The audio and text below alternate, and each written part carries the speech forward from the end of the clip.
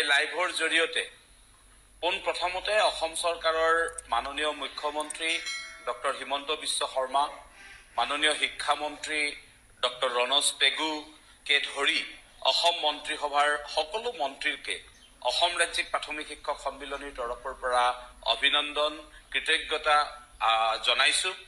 আৰু আমি অসম চৰকাৰৰ এই কেবিনেটে অসমৰ প্ৰাথমিক শিক্ষাৰ ইতিহাসত এটা সোণালী আখৰেৰে ৰাজ্যৰ প্ৰাথমিক বিদ্যালয়সমূহক এটা মাপকাঠি, এটা মানদণ্ড প্ৰদান কৰাৰ বাবে আমি কৃতজ্ঞতা জনাইছো। ৰাজ্যৰ প্ৰাথমিক বিদ্যালয়সমূহত 50 জন ছাত্ৰ ছাত্ৰী থকা বিদ্যালয়সমূহত প্ৰধান শিক্ষকৰ পদ দিবৰ বাবে আজি যি কেবিনেটে সিদ্ধান্ত গ্ৰহণ কৰিছে, এই সিদ্ধান্তত আমি 100% আমি সন্তুষ্ট নহয়, যদিও 80% আমি সন্তুষ্ট। এই কথাষাৰ আমি এই কাৰণেই কৈছো যে অসম চৰকাৰৰ এখন প্ৰাদেশিকীকৰণ আইন আছে আৰু সেই আইনৰ আধাৰত যিসমূহ বিদ্যালয় আছে সেই সকলো বিদ্যালয়তে প্ৰধান শিক্ষকৰ পদ সৃষ্টি কৰাটো অসম ৰাজ্যিক প্ৰাথমিক শিক্ষক সন্মিলনীৰ এটা দাবী। কিন্তু তত্ৰাচ আজিৰ এই সিদ্ধান্ত অসমৰ প্ৰাথমিক শিক্ষাৰ বাবে এক ইতিহাস সৃষ্টিকাৰী সিদ্ধান্ত। এই কাৰণেই যে প্ৰায় 44 বছৰীয়া এখন সংগ্ৰাম অসম ৰাজ্যিক প্ৰাথমিক শিক্ষক সন্মিলনীয়ে চলাই আহিছিল। 1982 চনৰ পৰা অসম ৰাজ্যিক প্ৰাথমিক শিক্ষক সন্মিলনীয়ে ৰাজ্যৰ প্ৰাথমিক বিদ্যালয়সমূহত প্ৰধান শিক্ষকৰ পদ সৃষ্টিৰ বাবে সংগ্ৰাম চলাই আহিছিল। 1975 চনত যেতিয়া বিদ্যালয়সমূহ প্ৰাদেশিকীকৰণ কৰা হৈছিল, সেই সময়ত কিবা অজ্ঞাত কাৰণত প্ৰাথমিক বিদ্যালয়ৰ সকলো পদ সহকাৰী শিক্ষকৰ পদ ৰূপে চিহ্নিত কৰা হেতুকেই ৰাজ্যৰ প্ৰাথমিক বিদ্যালয়সমূহ মুৰব্বীহীন হৈ আছিল। আৰু এই মুৰব্বীহীন বিদ্যালয়সমূহক মুৰব্বীযুক্ত কৰিবৰ বাবে অসম ৰাজ্যিক প্ৰাথমিক শিক্ষক সন্মিলনীয়ে চলাই অহা অহাৰহ সংগ্ৰাম, আলোচনা, বিভিন্ন পৰ্যায়ত হোৱা আলোচনা, সৰু সৰু আলোচনা, মন্ত্ৰীসভাৰ লগত হোৱা আলোচনা, মুখ্যমন্ত্ৰীসকলৰ লগত হোৱা আলোচনা, ভাৰত চৰকাৰৰ কেন্দ্ৰীয় মন্ত্ৰী স্মৃতি ইৰাণী ডাঙৰীয়ানীৰ সৈতে হোৱা পৰ্যালোচনা আদি বিভিন্ন প্ৰক্ৰিয়াৰ পিছত প্ৰথমবাৰৰ বাবে 2023 চনৰ 2 আগষ্ট তাৰিখে অসম চৰকাৰৰ ডক্টৰ হিমন্ত বিশ্ব শৰ্মাৰ নেতৃত্বাধীন এই চৰকাৰখনে প্ৰথমবাৰৰ বাবে এটা সিদ্ধান্ত ঘোষণা কৰিছিল আৰু ন্যায্যতা প্ৰদান কৰিছিল যে অসমত প্ৰাথমিক বিদ্যালয়ৰ প্ৰধান শিক্ষকৰ পদ সৃষ্টি কৰাটো এটা ন্যায্য দাবী।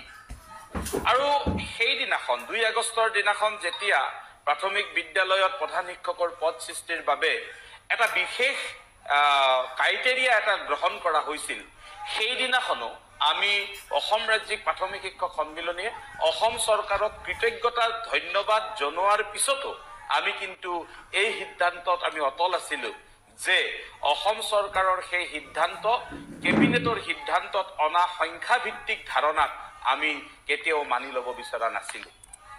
আমি এটা কথা কৈছিলো যে যিহেতু প্ৰাথমিক বিদ্যালয়ত প্ৰধান শিক্ষকৰ পদ সৃষ্টিৰ বাবে ৰাজ্য চৰকাৰে এটা সিদ্ধান্ত কৰিছে, তাক আমি সন্মান জনাইছো। আৰু ৰাজ্য চৰকাৰে গ্ৰহণ কৰিব খোজা পদসমূহ বা সৃষ্টি কৰিব খোজা পদসমূহ সৃষ্টি কৰাৰ ক্ষেত্ৰত আমাৰ তৰফৰ পৰা কৰিব লগা আটাইখিনি সহযোগিতা আমি আগবঢ়াইছিলো।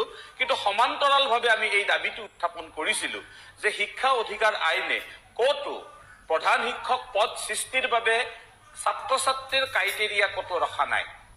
এই ক্ৰাইটেৰিয়া যিটো দিয়া হৈছিল এয়া শিক্ষা অধিকাৰ আইনৰ 19 নম্বৰ আৰু 25 নম্বৰ ক্লজ দুটা ইমপ্লিমেণ্টেশ্যন কৰাৰ কাৰণে ছাত্ৰ শিক্ষকৰ অনুপাত কেনেকুৱা হ'ব লাগে সেই সম্পৰ্কেহে ব্যাখ্যা আগবঢ়াইছিল। আমি এই বিষয়ত অসম চৰকাৰক বিভিন্ন প্ৰকাৰে আমি অৱগত কৰিছিলো। মাননীয় মুখ্যমন্ত্ৰী মহোদয়ক আমি অৱগত কৰিছিলো। যোৱা 1 মাৰ্চ তাৰিখে অসমৰ বিভিন্ন জিলাত আমি অভিৱৰ্তন অনুষ্ঠিত কৰি তাৰ পৰা প্ৰস্তাৱ আমি মুখ্যমন্ত্ৰী মহোদয়লৈকে প্ৰেৰণ কৰিছিলো। আৰু প্ৰতিটো মুহূৰ্ততে আমি দেখিছো যে অসম চৰকাৰৰ মাননীয় মুখ্যমন্ত্ৰী মহোদয়ে গণমতক প্ৰতিদিনে সন্মান জনাই আহিছে আৰু গণমতৰ প্ৰতি শ্ৰদ্ধাশীল ডক্টৰ হিমন্ত বিশ্ব শৰ্মাই আজিৰ এই কেবিনেট জৰিয়তে এটা সিদ্ধান্ত, গুৰুত্বপূৰ্ণ সিদ্ধান্ত গ্ৰহণ কৰিছে যে 50 জন ছাত্ৰ ছাত্ৰীলৈকে সকলো বিদ্যালয়তে প্ৰধান শিক্ষকৰ পদ দিয়া হ'ব। এই সিদ্ধান্ত অসমৰ প্ৰাথমিক শিক্ষাৰ ইতিহাসত এটা সোণালী আখৰেৰে লিপিবদ্ধ হৈ ৰ'ব।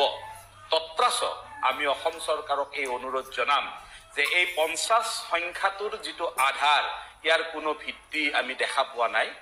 যদিহে সংখ্যাৰ আধাৰ ল'বলগীয়া হয় তেনেহ'লে এটাই আধাৰ আছে, সেয়া হ'ল অসমত থকা বিদ্যালয় প্ৰাদেশিকীকৰণ আইন।